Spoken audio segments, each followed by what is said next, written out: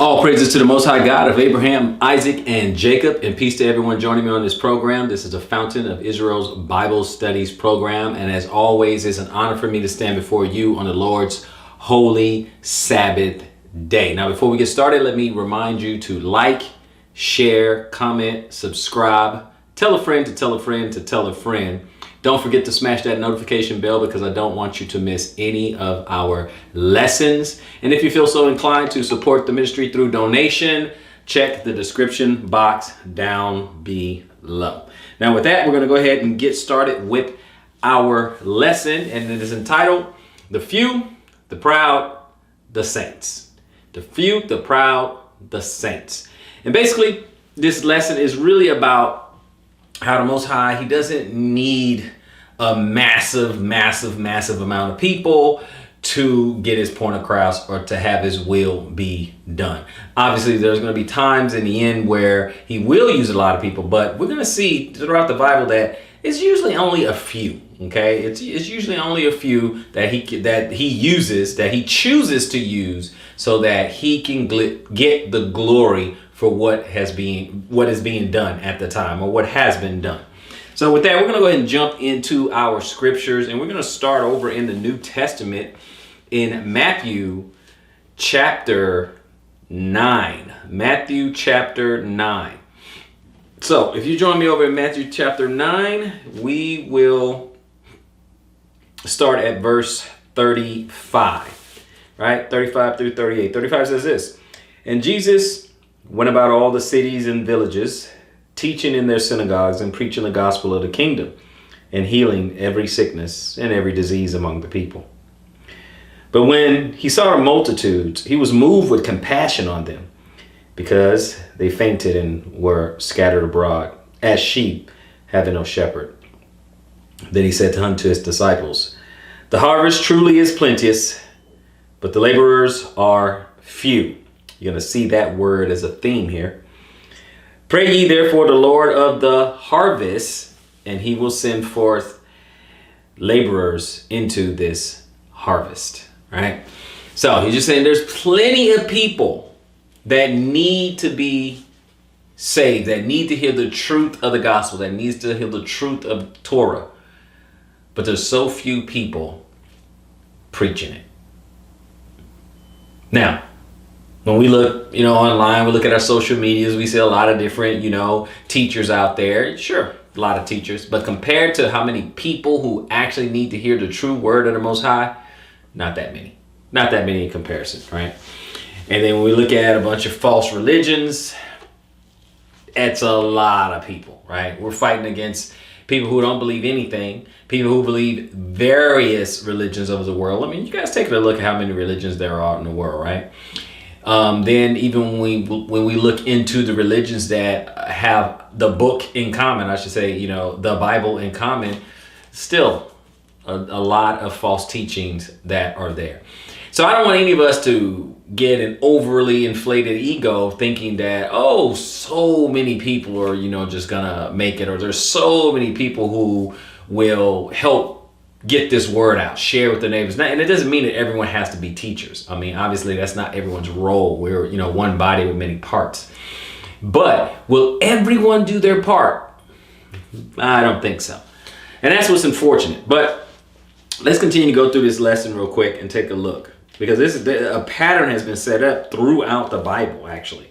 So we're going to go to Deuteronomy, and we're going to go to chapter 7 of Deuteronomy. And when we get to 7, we want the first 8 verses. Deuteronomy, first 8 verses. Chapter 7, first 8 verses. And it says, When the Lord thy God shall bring thee into the land, whither thou goest to possess it, and has cast out many nations before thee, the Hittites, and the Girgashites, and the Amorites, and the Canaanites, and the Perizzites, and the Hivites, and the Jebusites, 7 nations greater and mightier than thou.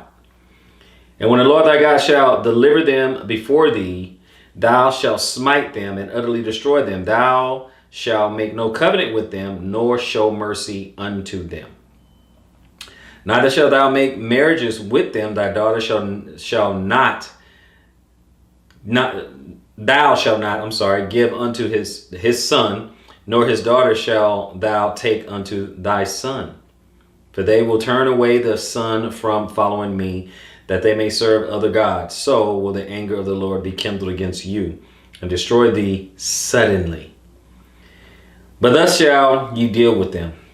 Ye shall destroy their altars, and break down their images, and cut down their groves, and burn their graven images with fire. For thou art a holy people unto the Lord thy God. The Lord thy God has chosen thee to be a special people unto himself, above all people that are upon the face of the earth.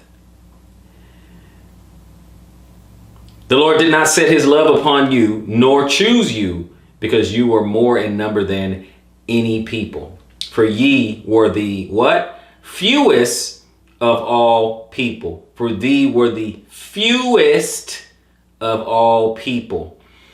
But because the Lord loved you, and because he would keep the oath which he has sworn unto your fathers, has the Lord brought you out with a mighty hand and redeemed you out of the house of bondage. That's what Egypt means in context. From the hand of Pharaoh, king of Egypt. Okay, Egypt, the house of bondage, where you were few. You were the fewest of all. You were the smallest nation, right? You just basically started off one man, actually, 12 sons. That's how your nation started. One man, 4 women, 12 sons. Okay, that's how that nation started. Okay, I won't forget about Dinah. I know they had a sister, but that's how the nation got started, guys. Not because there were many, not because it was a lot. They were not abundant, the most mightiest nation. Started off small, okay?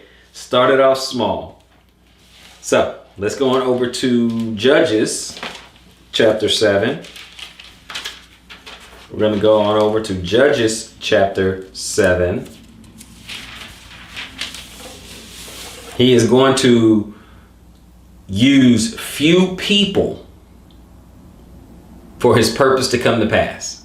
Okay, we just have to remember that. He's going to use few. Now this is going to be an example of Judges chapter 7. And let's take a look at this, starting at verse 1. Then Jerubbaal, who is Gideon, and all the people that were with him rose up early and pitched beside the well of Harod. So that the host of the Midianites were on the north side of them by the hill of Moreh in the valley. And the Lord said unto Gideon, the people that are with thee are too many for me to give the Midianites into their hands, lest Israel vaunt themselves against me, saying, my own hand has saved thee, right? Pause to note.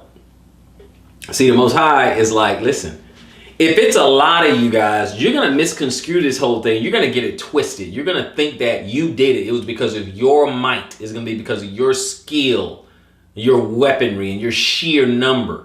Because of your own personal force, you're going to think you did this, that you got this victory. I can't have you thinking that, right? It's too many of you guys. It's too many, right? Until he said, my own hand has saved me. 3. Now therefore, go to proclaim in the ears of the people, saying, whosoever is fearful and afraid, let him return and depart early from the Mount Gilead. And there returned of the people 20 and 2,000. All right, 22,000, and there remained 10,000. And the Lord said unto Gideon, the people are yet too many. Bring them down unto the water, and I will try them for thee there. And it shall be that of whom I say unto thee, this shall go with thee, the same shall go with thee. And of whosoever I say unto thee, this shall not go with thee, the same shall not go. So he brought down the people unto the water. And the Lord said unto Gideon, every one that lappeth up the water with his tongue, as a dog lappeth, him thou shalt set by himself. Likewise, every one that boweth down unto his knees to drink. And the number of them that lapped, putting their hand to their mouth, were 300 men. Okay. But all the rest of the people bowed down upon their knees to drink. All right. So they're just said they lapped, but they put their hand, they got scooped up water and just licked the water out of their hand, scooped up water, right? And the other ones just jumped right out of the river, right? Mouth right into the river, right? So he said, and the number of them that lapped, putting their hand to their mouth, were 300 men. But all the rest of the people bowed down upon their knees to drink water.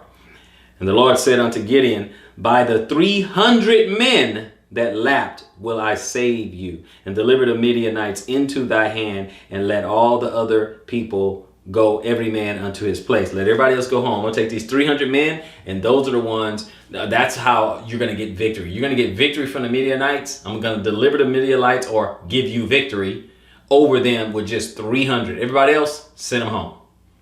Okay, your services are no longer needed here. Okay, so we're going to keep going. Verse 9. And it came to pass the same night that the Lord said unto him, arise, get thee down unto the host, for I have delivered it into thy hand. But if thou fear to go down, go thou with Phurah, thy servant, down to the host. And thou shalt hear what they say, and afterwards shall thy hand be strengthened to go down unto the host. Then went he down with Phurah, his servant, unto the outside of the armed men that were in the host. And the Midianites and the Amalekites and all the children of the east lay along in the valley like grasshoppers for multitude. And their camels were without number, as the sand by the seaside for multitude. There was a lot, okay? When you hear multitude, that's really all you need to know. It was a lot. And when Gideon was come, behold, there was a man that told a dream unto his fellow, and said, behold, I dreamed a dream, and lo, a cake of barley bread tumbled into the host of Midian, and came unto a tent, and smote it that it fell, and overturned it, that the tent lay along. And his fellow answered and said, this is nothing else save the sword of Gideon, the son of Joash, a man of Israel. For into his hand hath God delivered Midian and all the host. All right. So it's a dream. It means Gideon's going to have victory over us. All right. That's basically what he's saying. And it was so when Gideon heard the telling of the dream and interpretation thereof, that he worshipped and returned into the host of Israel, and said, arise, for the Lord has delivered into your hand the host of Midian. Right. So we're going to win. We got the victory. Right. We are about to win this. And he divided the 300 men into 3 companies. And he put a trumpet in every man's hand, with empty pitchers and lamps within the pitchers. And he said unto them, look on me, and do likewise. And behold, when I come to the outside of the camp, it shall be that as I do, so shall you do. What you guys, just watch what I do. Follow me. Follow my lead, right? Basically. When I blow with the trumpet, I and all that are with me, then blow ye the trumpets also on every side of all the camp, and say, the sword of the Lord and of Gideon. So Gideon and the 100 men that were with him came unto the outside of the camp in the beginning of the middle watch. And they had but newly set the watch. And they blew the trumpet and brake the pitchers that were in their hands. And the 3 companies blew the trumpets and brake the pitchers, and held the lamps in their hands, and the trumpets in their right hands to blow withal. And they cried, the sword of the Lord and of Gideon. And they stood every man in his place round about the camp. And all the host ran and cried and fled. And the 300 blew the trumpets, and the Lord set every man's sword against his fellow, even throughout all the hosts. And the host fled to Bethshittah and Zererath, and to the border of Abel Meholah, unto Tabath. And the men of Israel gathered themselves together out of Naphtali, and out of Asher, and out of Manasseh, and pursued after the Midianites. And Gideon sent messengers throughout all Mount Ephraim, saying, come down against the Midianites, and take before them the waters unto Betharah and Jordan. Then all the men of Ephraim gathered themselves together, and took the waters unto Beth Barah and Jordan. And they took 2 princes of the Midianites, Oreb and Zeb. And they slew Oreb upon the rock of Oreb. And Zeb they slew at the winepress of Zeb. And pursued Midian, and brought the heads of Oreb and Zeb to Gideon on the other side Jordan. Right there, they got the victory. And the other guys, all these other armies, all these other hosts, armies, there were multitudes of them, as the sand of the sea, a lot. Gideon and his servant ran reconnaissance, heard the dream and heard the interpretation of thereof, and knew it was a confirmation that he got the victory. And this victory was made possible by the 300. Had plenty of more. 22,000 left, down to 10. 10 left. Well, from 10,000 went all the way down to 300. And then they got victory. Most High said, that's too many. It's too many. Let's get it down. I don't need that much. Do you guys have any idea? It's like, let me give you a crude illustration, if I will. Tarry with me a little in my folly. It's kind of like you go into a sword fight, quite literally in this case. You go into a sword fight and the Lord says, I'll take this switchblade. That's all I need. I just need this switchblade. This good enough. The few. Just so we don't get it twisted, just so we don't think it is us or in our power. Just to keep us humble. Just so we don't forget our source. It's almost like the 300 there, it's just witnesses of what the Most High accomplished. Just witnesses. That's what it seems like. 300 versus a multitude. He's just trying to show. He's just trying to show us something. Let's go to 1 Samuel. 1 Samuel. When we go to 1 Samuel, we want chapter 14. 1 Samuel chapter 14. And when we get there, we're going to read the first 15 verses. The few, guys, the few. 14:1. Now it came to pass upon a day that Jonathan, the son of Saul, said unto the young man that bare his armor, Come, and let us go over to the Philistines' garrison, that is on the other side. But he told not his father. And Saul tarried in the utmost part of Gibeah under a pomegranate tree, which is in Migron. And the people that were with him were about 600 men. And Ahiah, the son of Ahitub, and Ichabod's brother, nailed it, the son of Phinehas, and the son of Eli, the Lord's priest in Shiloh, wearing an ephod. And the people knew not that Jonathan was gone. And between the passages by which Jonathan sought to go over unto the Philistines' garrison, there was a sharp rock on the other side. And a sharp rock on the other side, and the name of the one was Bozez, and the name of the other, Seneh. The forefront of the one was situate northward over against Mishmash, and the other southward over against Gibeah. And Jonathan said to the young man that bears armor, Come, and let us go over unto the garrison of these uncircumcised.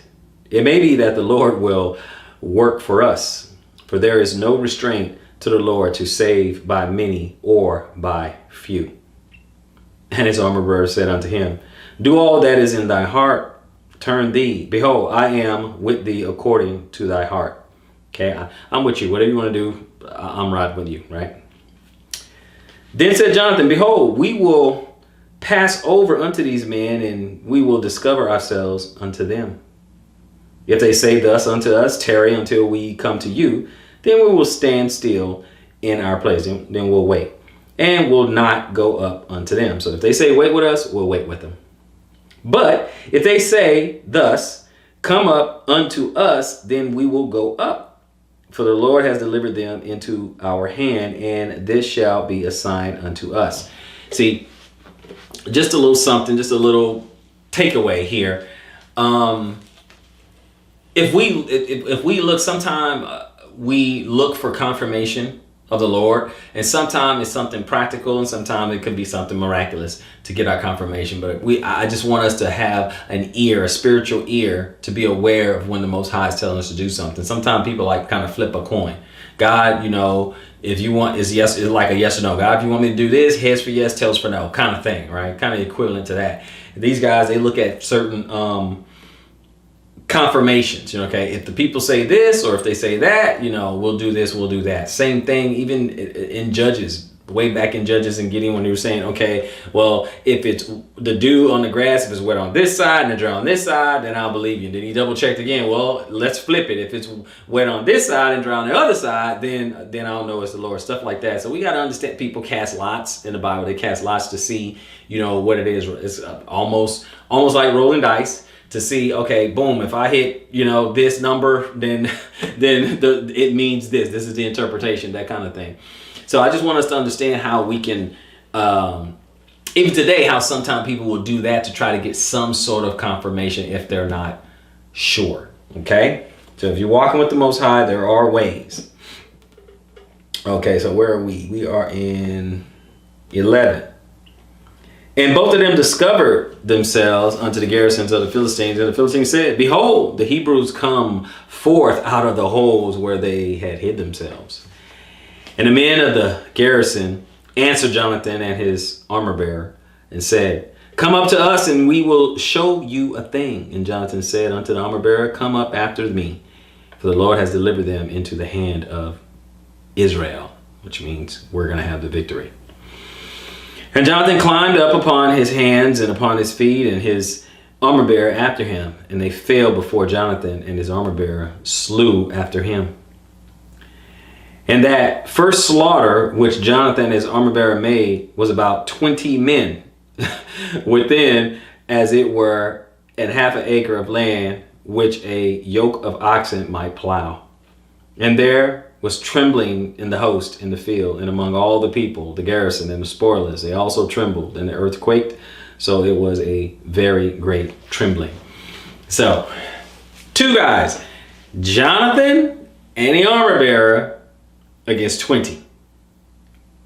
Jonathan and the armor bearer against 20. And again, they confirmed, they said, well, it's the Most High. This is the Most High, how we're going to get victory. And see, that's another thing. That's what we need to do. We need to give credit where credit is due when we have these victories. We have got to remember to give credit where credit is due when we have these victories. Sometimes we keep thinking that is in our own power. Nay. It's not in our own power. So, let's move on to Ecclesiastes chapter 9. Ecclesiastes chapter 9.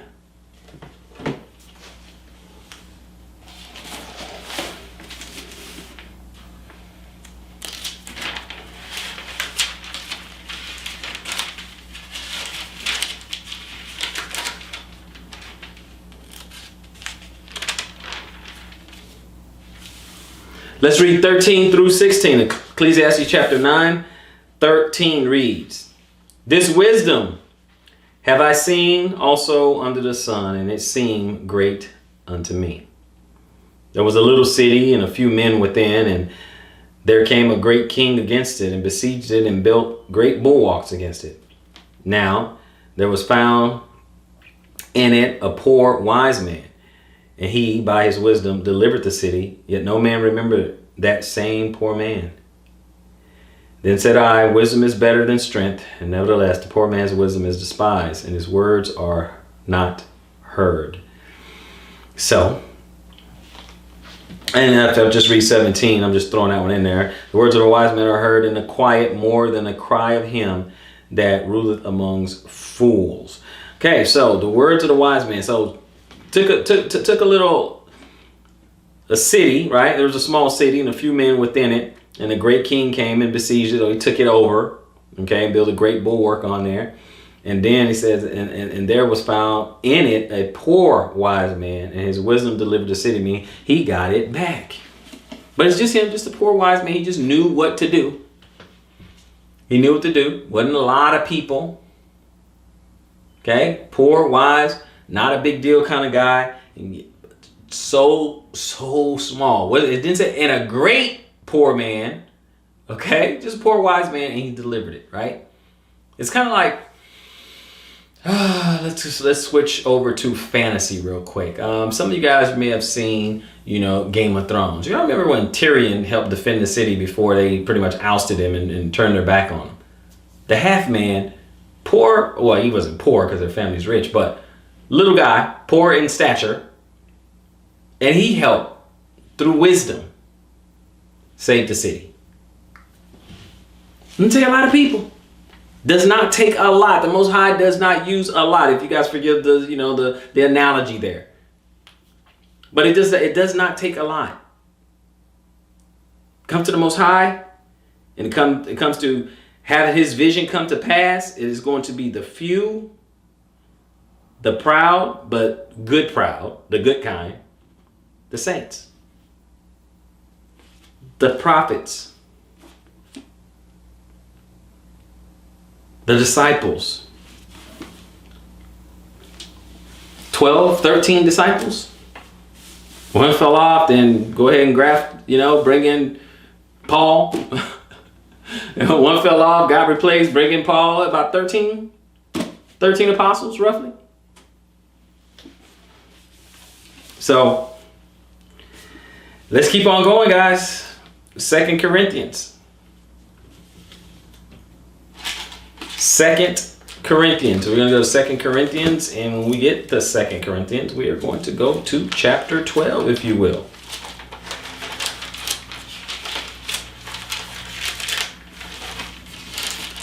Second Corinthians chapter 12. Verse 1, and then we will jump around a little bit. Verse 1. It is not expedient for me, doubtless, to glory. And I will come to visions and revelations of the Lord. See, because he has Paul, okay, Shaul has visions and revelations of the Lord. He hears from the Most High. He hears from Yeshua HaMashiach. He hears, right? He knows this. He has that, right? We're going to drop down to 6. For though I would desire the glory, I shall not be a fool. For I will say the truth, but now I forbear, lest any man should think of me above that which he see me to be, or that he heareth of me. Pause to note. So I would like to glory. I would like to brag. I would like to come and stick my chest out.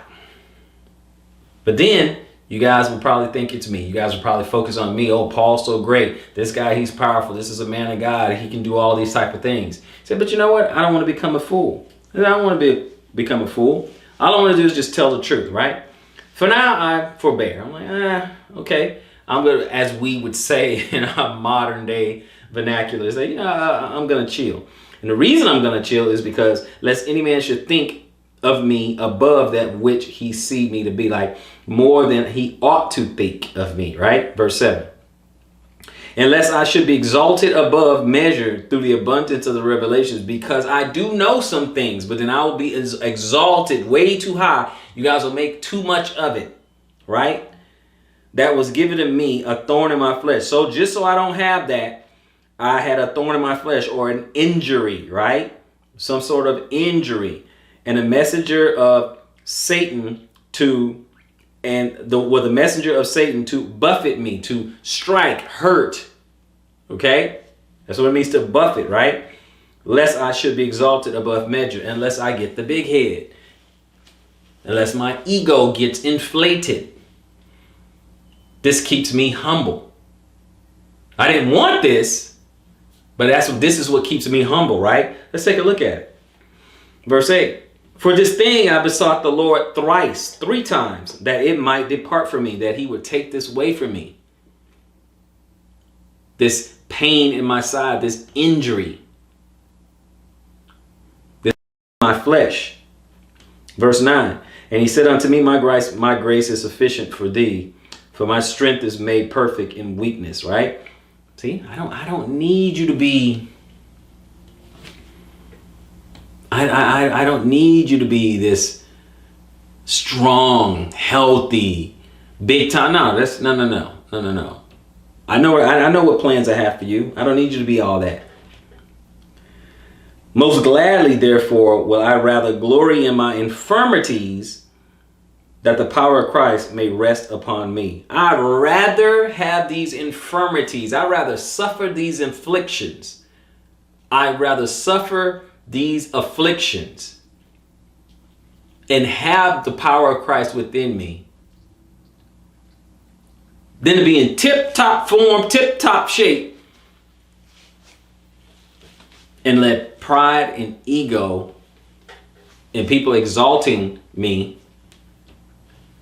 be my downfall.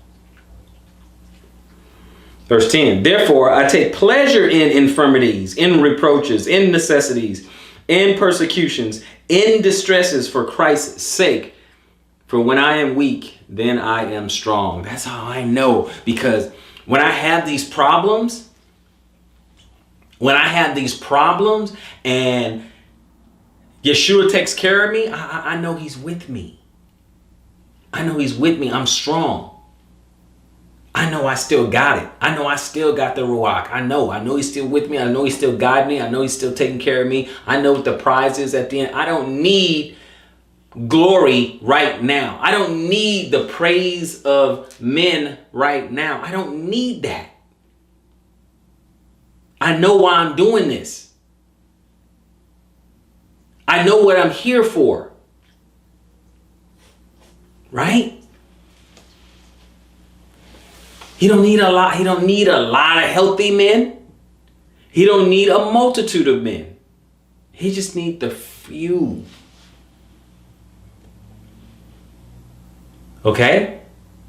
That's it. He just needs the few. And when I say the proud, I mean the good proud. Okay? Good proud. Like I'm proud to serve the Most High kind of thing. Okay? The good, the proud, and the saints, right? Okay, that's just a play on the Marines' old slogan. Okay, so I don't know, that's been a while. You know, I'm 5 decades old now, and so that Marine ad was in the 90s or something. So a lot of people may be looking right now was probably born in the 90s. Probably never even heard that slogan. The few, the proud, the Marines. You know, probably not. But anyway, just letting you guys know. So we're gonna keep on going. Deuteronomy. Let's go on back to Deuteronomy. Let's look at those curses. You guys remember all this from Black History, from the Bible, right? But we're going to go to Deuteronomy 28. Deuteronomy 28. And we're going to start at 58. Okay? We're going to look at something here. Let's look at something.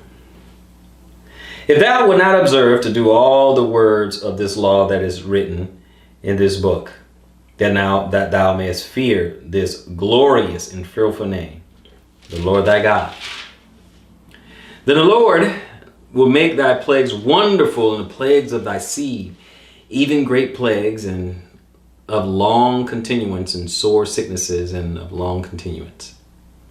Moreover, he will bring upon thee all the diseases of Egypt, which thou was afraid of, and they shall cleave unto thee. Also, every sickness and every plague which is not written in the book of this law, them will the Lord bring upon thee until thou be destroyed. And ye shall be left few in number, and ye shall be left few in number, whereas you were as the stars of the heavens for multitude, because thou wouldest not obey the voice of the Lord thy God. And it shall come to pass that as the Lord rejoice over you to do you good and to multiply you, so the Lord will rejoice over you to destroy you and to bring you to naught. And ye shall be plucked from off the land whither thou goest to possess it. And the Lord shall scatter thee among all the people from the one end of the earth even unto the other, and there thou shalt serve other gods, which neither thou nor thy fathers have known, even wood and stone. And among these nations shalt thou find no ease, neither shall the sole of thy feet have rest. For the Lord shall give thee there a trembling heart and a failing of eyes and sorrow of mind. And thy life shall hang in doubt before thee, and thou shalt fear day and night, and shalt have no assurance of thy life. In the morning thou shalt say, would God it were evening. And at even thou shalt say, would God it were morning. For the fear of thine heart wherewith thou shalt fear, and for the sight of thine eyes which thou shalt see. And the Lord shall bring thee into Egypt again with ships, by the way whereof I spake unto thee. Thou shalt see it no more again, and there ye shall be sold unto your enemies for bondmen and bondwomen, and no man shall buy you or redeem you. No man shall redeem you. So, key takeaway there is when he says he's going to leave you few in numbers back in 62. And ye shall be left few in numbers. Where you guys grew up, we multiplied pretty fast. Grew up into a multitude. Come out of Egypt like a mixed multitude. Grew up pretty fast, blew up. But a lot will die. And of course, look at our lesson over, Black history from the Bible. Look at that lesson. Go back to the first lesson. It's four parts. Look at the first one, and we talk about that. We talk about that a little bit more in depth, and we look at all the tragedies and atrocities that had befallen Israel, decimating their numbers. Simply decimating our numbers. The few.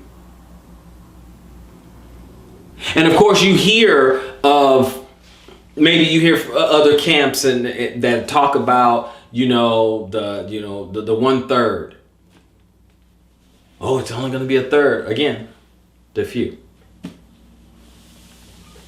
I mean, the Jehovah's Witness had a doctrine of, the 144,000 of the saints, right? Of course, because they interpreted that that's all that's going to make it into the kingdom for the most part. And we know we have a population on the planet right now that's 6-7 billion, going on 8 billion people on the planet now. Now think about that as far as how many people there have been since the beginning. That 144 is, all those seats are probably taken up by now, don't you think? So, it's going to be a few, but not that few. not just 144,000 making it into the kingdom. It'll be a few, but it'll be a little more than that, okay? Because that number is woefully, breathtakingly low as far as who getting into the kingdom. Breathtakingly low. So anyway, we're gonna continue. But the Most High, the point is still made that he still uses very small numbers to get the deed done. Whatever it is that he wished to come to pass, he can get it done with very few numbers. We're going to go on over to Ezekiel.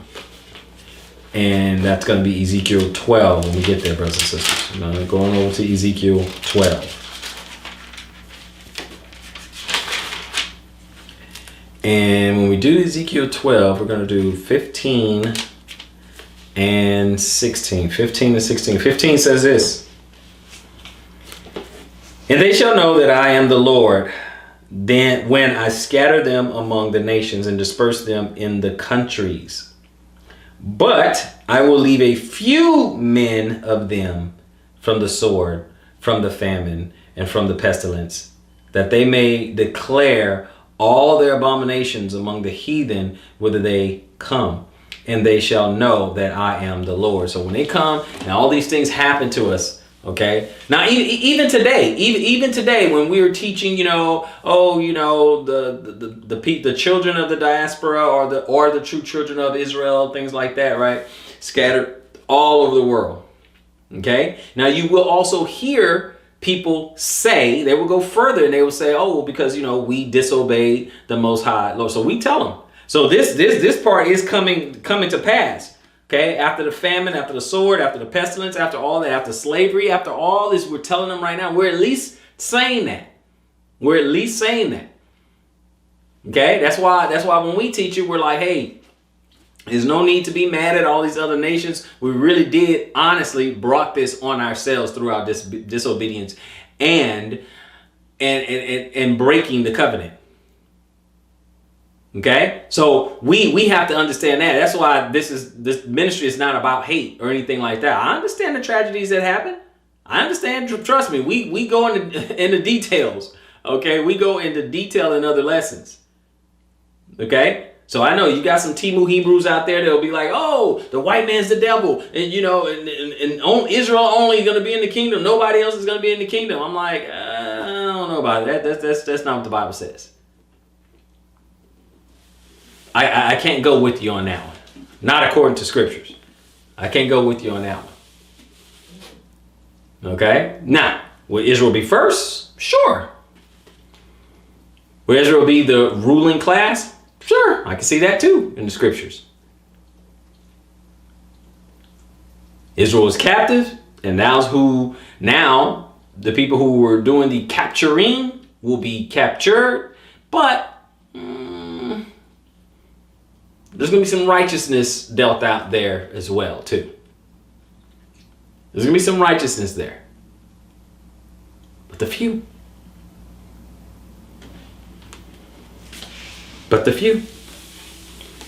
Now, even dealing with the few, we got some misunderstandings out there. But the point is, it's going to be a few. It's going to be a few to make a lot of these things come to pass. We're going to keep going. Go right on back to Deuteronomy. This time we want to go over to chapter 4. Deuteronomy chapter 4.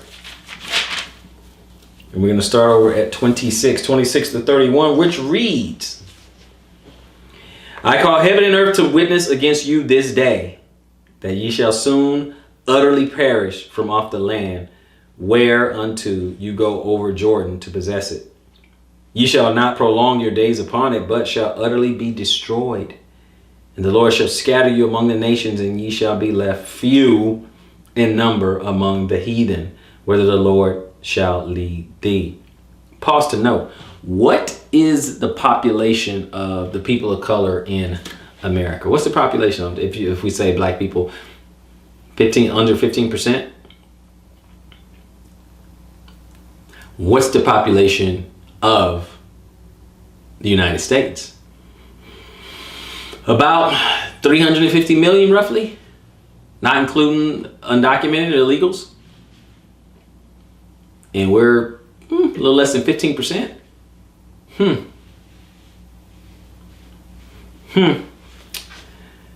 Okay, so we're going to keep going. Hope you guys kind of understand that. We're going to just keep it pushing. All right, so 26, 27. And the Lord shall scatter you among the nations, and ye shall be left few in number among the heathen, whither the Lord shall lead you. And there ye shall serve gods and works of man's hands, wood and stone, which neither see, nor hear, nor eat, nor smell. Pause to note. You guys see, people can go to Mecca, people go worship the cobblestone, people go, you have people that are worshiping the statues of Jesus and people, on the cross and all that, or statues of Mary. You got a lot of worship of things made by man's hand in various religions. In various religions. Because see, we just kind of abdicated our responsibilities as being a holy priest, a nation of priests, a holy nation. We're supposed to be teaching the other nations about the true God because we were the only ones he spoke to at the time. And we messed that up. We were supposed to get this thing right. And we messed that up. This is why we're serving other gods of wood and stone. You look at us, you look at the makeup of Israel, you look up the makeup of black people in America, and we're in all the religions. We're in every denomination, and we're also in every religion. We are sprinkled throughout all the different religions. Just like he said. But when he's talking about wood and stone, statues and made by, he's talking about the major ones, but all of them count. But we're talking about the major ones. But if from thence thou shalt seek the Lord thy God, thou shalt find him if thou seek him with all thy heart and with all thy soul. Pause to note, thank you, Most High God, that if we truly seek him and we pick up his book, we pick up his Torah, we pick up his Tanakh, we read his Brit Hadashah, we look at the whole thing and study it and really study it, we find him. Amazing. Fascinating. Let's get back into scripture so I can wax poetically about that all day. Okay? When thou art in tribulation and all these things have come upon thee, even in the latter days. Hello? If thou turn to the Lord thy God and shalt be obedient unto his voice, for the Lord thy God is a merciful God, for he will not forsake thee, neither destroy thee, nor forget the covenant of thy fathers, which he sware unto them. He will remember us. Thank God. Let's keep moving. Let's keep moving. Matthew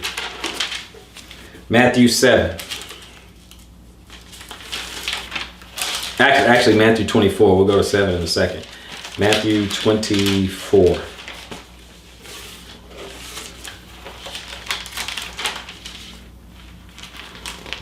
And when we get to Matthew 24, we're going to jump around a little bit, but let's look at starting at 3 through 5. Matthew 24, 3 through 5.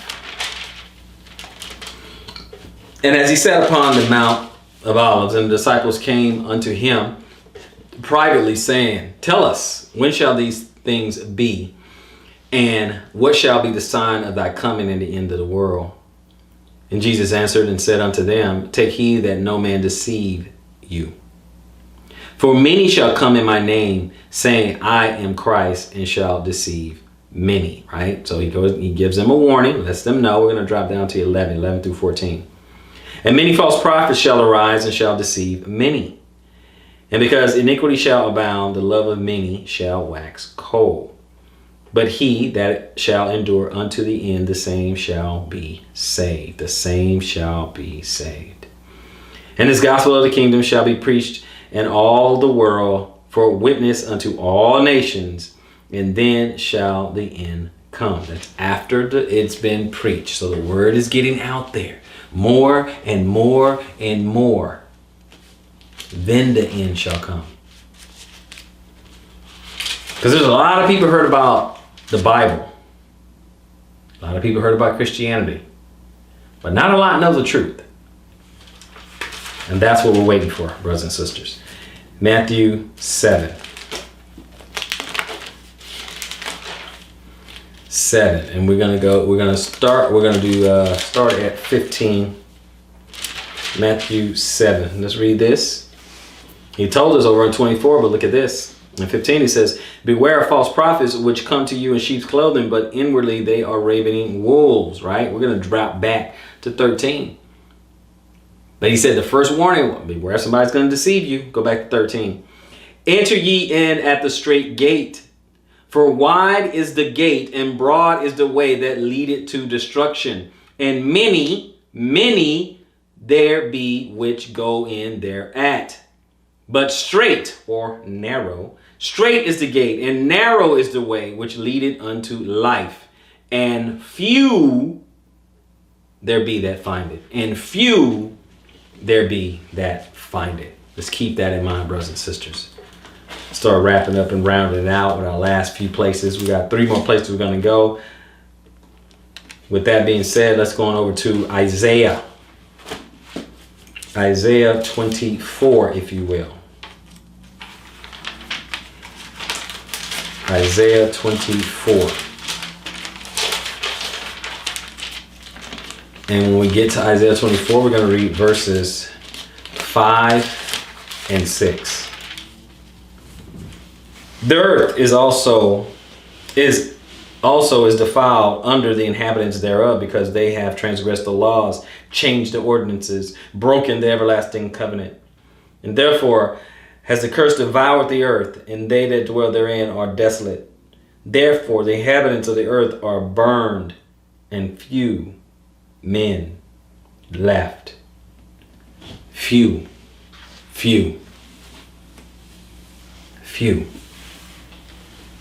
Now, don't get me wrong. I'm not trying to scare you and saying, oh, you're not going to make it. You're not going to be a part of that few and all that. I'm not saying that. Because as I was alluding to in the beginning, at the outset, that it only takes a few to get his will done. But make no mistake about it, I'm not trying to gaslight you into thinking that everybody's going to make it. Come on, we're all adults here. You know everyone's not going to listen to this gospel. Not everyone's going to listen to the true word of God. Not everybody's going to want to adhere to the covenant. You know the parable of the seeds. Not everybody, it's not going to take root in everybody. You can tell them the truth 9 ways to Sabbath, and they're not going to listen. They're not going to want to hear that. Getting them back on covenant, it sounds like, oh, you're trying to be legalistic. You're trying to put us up under that old law. We're not under the Old Testament no more. We're under Christ's law. We're under the New Testament and all that. You know the resistance. Come on, you guys already know. Come on. So you know, inherently, you know inside, you know in your soul, only a few. By comparison, only a few's going to make it.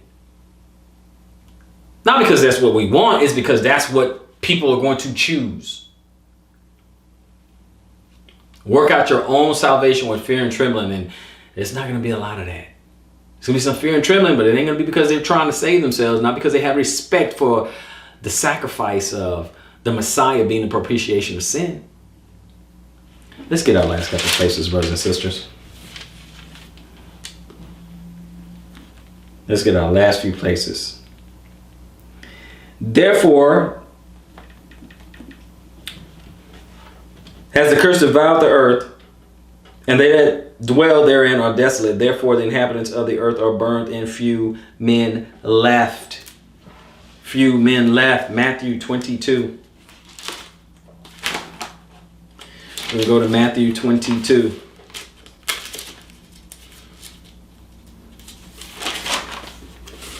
And I just want one verse when we get there. So Matthew 22 and verse 14, which reads, "For many are called, but few are chosen. For many are called, but few are chosen." See, so it's not me. It's not me saying that there's going to be a few. It's what the scriptures are saying, that there's going to be a few. Old Testament, New Testament, it's all the same. Old Testament or New Testament, it is all the same. It's unfortunate, but that's how it's going to be. Doesn't mean that we have to do something grandiose, something crazy. We have to be like Moses or something. We have to be one of the, the big names in the Bible. And you don't have to do that. You just do your part. Ecclesiastes. This is the whole duty of man. Let's hear the conclusion of the matter. Fear God, keep his commandments. Put your trust in Yeshua that he is your advocate. That his blood pays the tab. That his blood covers. You do that, God willing, you forgive it and you get in. But what you have to understand is so few are willing to do that. Let's go to our last place real quick. Luke chapter 12. Luke chapter 12, we're going to start at 32. 32 to 40. 32 says this. Fear not, little flock, for it is your Father's good pleasure to give you the kingdom. Sell that ye have and give alms, and provide yourselves bags which wax not old, a treasure in the heavens that faileth not, where no thief approacheth, neither moth corrupted. Like this won't go bad. This what you're gonna get is eternal, right? For where your treasure is, there will your heart be also. That's what your mind is going to be on. We should focus our mind. We should think about things in the heavens. We should think about heavenly things and think about our heavenly reward. Focus on those things. Have a long-term view. And I'm not talking about long-term, 50, 60, 80 years in the future. Just have a long-time view past the moment right now, past the now. And understand that the actions that you're taking right now, the faith that you are holding on to right now, the hope that's within you right now is leading to that long-term view, that kingdom view. Be kingdom-minded, right? Your heart will also in 35, and let your loins be girded about and your lights burning, meaning always be ready, right? And ye yourselves like unto men that wait for the Lord when he will return from the wedding, that when he cometh and knocketh, that may open unto him immediately. That means you are ready. Blessed are those servants with whom the Lord, when he cometh, shall find watching, meaning you're ready and doing it. Verily I say unto you that he shall gird himself and make them to sit down to meat, and will come forth and serve them. Because they're going to be ready to go. Look at the parable of the 10 virgins, right? And if he shall come in the second watch, or come in the third watch, and find them so, blessed are those servants, people who are always ready, who always have their lamps full of oil, who are always on this. And this know, that if the good man of the house had known what hour the thief would come, he would have watched and not have suffered his house to be broken through. Be ye therefore ready also, what I've been saying, for the Son of Man coming at an hour when ye think not. Be ready, brothers and sisters. Be ready. That's what he's talking about here. He wants us to be ready, be on guard. And so few people will do it. So few people will be ready. And by extension, so few people will get in. I'm not trying to scare you. I'm not trying to impress you. I'm trying to press upon you the importance of you and I being ready, keeping our lamp full of oil. Always walking in that narrow, straight gate, in that path of righteousness. Now, I hope someone has been edified by this lesson. And before we get out of here, let me encourage you to like, share, comment, subscribe. Tell a friend to tell a friend to tell a friend. Don't forget to smash that notification bell, because I don't want you to miss any of our lessons. Until next time, search the scriptures.